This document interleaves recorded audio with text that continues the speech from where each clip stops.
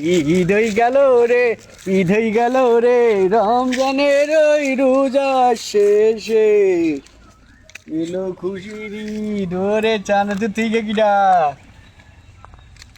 লা কি লুপ দিয়ে একটু কোনো ঠিক হয়নি।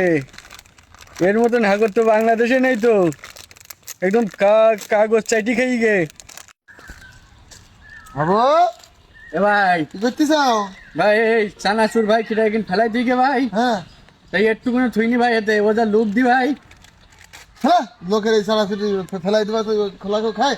চানাচুর আমি কি দেবো তোমার? তুই চানাচুর কিন দিবি? হ্যাঁ দেবো। কোনতে কিন দিবি বল? দোকানতে। তো চল তালি ভাই। কিন্তু চানাচুর খাওয়ার আপনার যোগ্যতা হইস কিনা?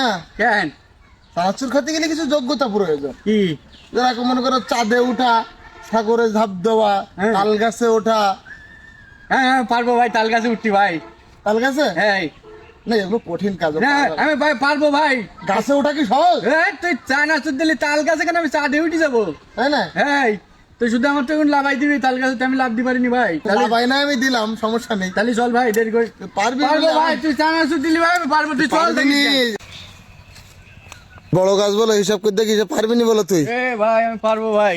না না, তোর দ্বারা হবে না, আমি চল যাতি। না না ভাই যাইনি ভাই, তুই দাঁড়া, আমি যদি না পারি তো তুই বলিস কেন? তাহলে ওর তাড়াতাড়ি।